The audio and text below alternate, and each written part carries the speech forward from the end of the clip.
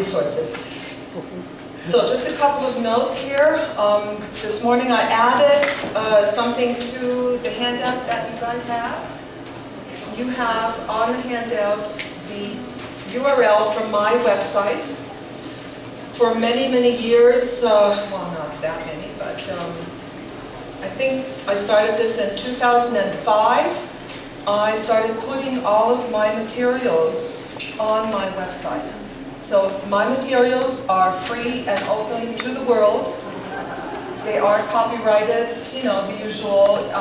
People send me an email all the time, could I use this in my classes? And of course I say yes. So if you go to that website, academics.smcbt.edu/C.Bauer-Ramazani, you will find my course materials. You will find a 7,000 links compendium that I use in teaching, that my students use in learning. So I hope you find it useful. This presentation here is on this particular website. Let's see if the pointer works. If you go to this website, you might want to write it down, you will find this presentation with all of the links that I have put in, and also the videos that I'm going to be playing in this presentation. Okay, and with that said, I'm going to get started. So this is a video created by Carl Fish, Scott McLeod, and Jeff Brenman on globalization and the information age. And I didn't take the entire video, it's from YouTube, so you can download it. But I didn't take the entire one, I just adapted it for the purposes of this presentation. So I want you to pay close attention to this and see if you knew the things that are being mentioned there.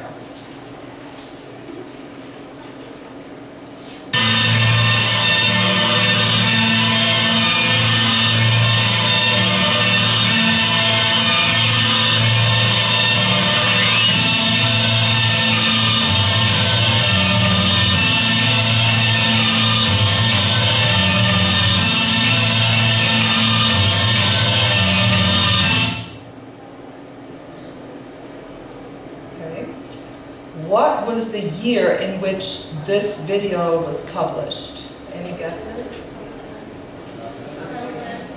Last year, close. 2010. Okay?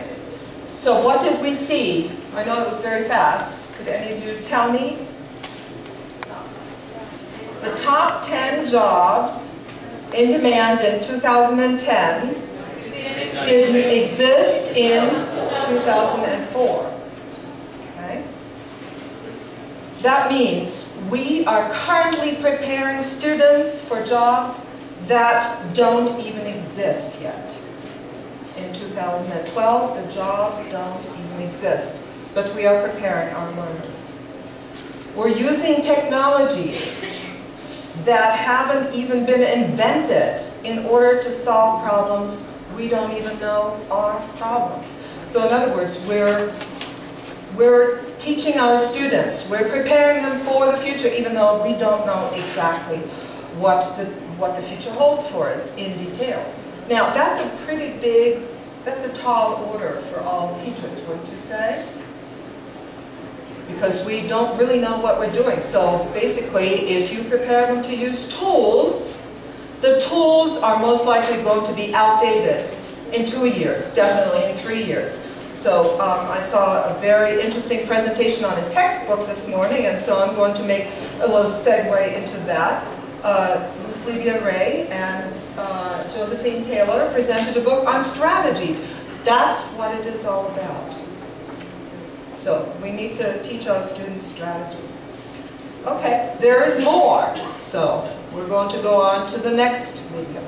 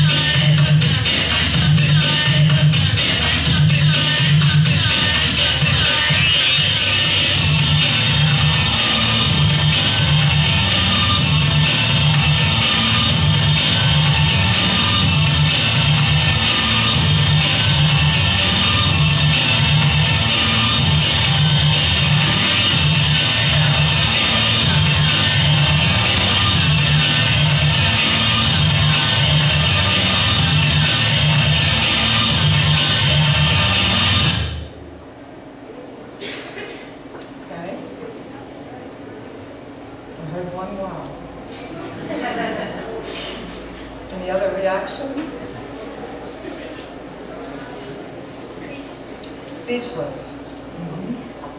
Any other comments? Yeah, it's pretty amazing. So unique information is increasing tenfold. Technological information is doubling every 2 years. Half of the studies will be outdated for students at a technical college in their 3rd year of study. And by next year, a computer will be built that exceeds the capacity of the human brain. This is quite mind-boggling. So, where does that leave us? Do any of those fit? Okay. All of them, yes. Do you feel inspired about this? Sure, there are lots of positive opportunities for us. Challenged. Yes, it reminds me of something that a famous author in CALL, Computer Assisted Language Learning, said in 1999. Elizabeth Hanson Smith. Some of you might know her. She said, "It is not that computers will make teachers useless, but it will be teachers who do not use the internet that will become outdated." So that was in 1999. Now, when I look at the audience here, is there anybody that does not use technology in the classroom? I know I was here 3 years ago and trained the tech team on technology, and I know you guys are big users of technology. And I should also at this point mention what was said to me in preparing this presentation. I should have said it at the beginning. Well, we implemented everything that you taught us 3 years ago. So I said, oh boy. So what can I still teach them?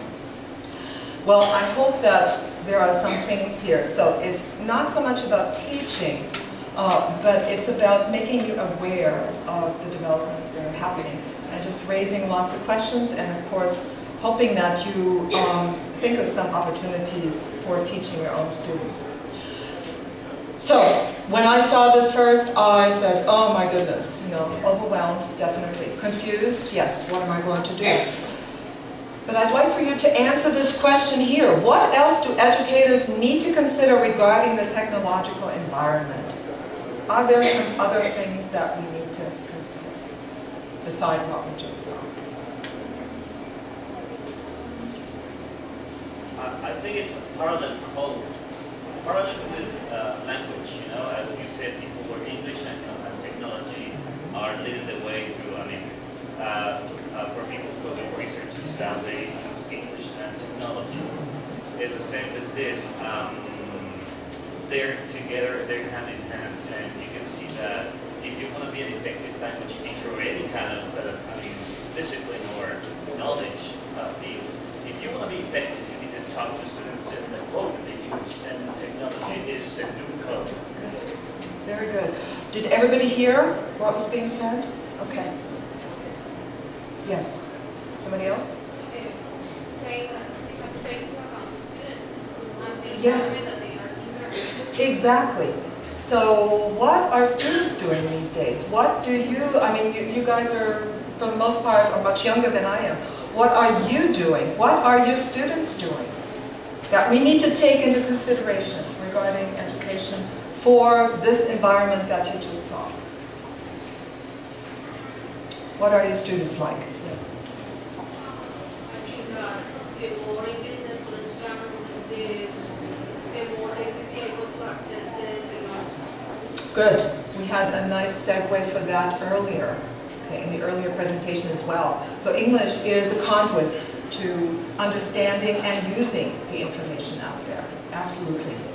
Anything else? Yes. I guess that what's like top in this moment for empathy related to internet is the use of social networks. And basically, students are 1,000 years away from us on the use of them. I'm young, but I consider that I'm a little bit outdated on that. Basically because I don't like to use them at all. But my students once said to me, teacher, why don't you teach the class using Facebook or using Twitter? They said, well, I'm not that artificial yet, but that's not what is happening basically. Yes. And they love to do all these things in platforms and these social networks. So I guess that at this moment, and especially in the context that we're living here in Colombia, we have to be very updated on that. Yes. Not only do you have to be up to date on what is happening, but you also have to keep in mind, as you did, questioning the usefulness of those items for education. I tried using Facebook for teaching a few years ago. It didn't work. I don't know if any of you have tried it, but I said, I've got to practice what I preach. It didn't work, okay? So why not? Well, here might be some answers for that, okay? We're talking, of course, about what is called the digital natives, okay? Those students that use social networking, they were called in 2001 by Mark Prensky. They were called the digital natives, okay? And so the rest of us are digital immigrants.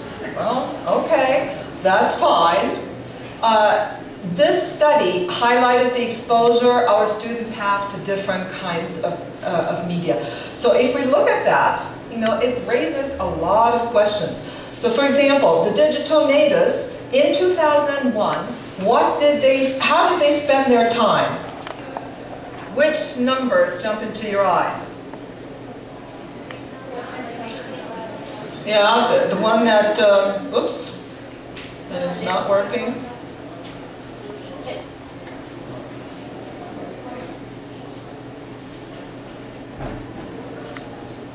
There. Okay? So 500,000 hours were spent watching commercials on TV in 2001. All right?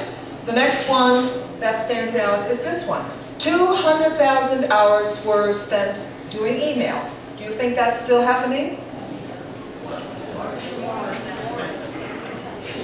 Okay, might be happening in some ways, but there probably have been some shifts, okay?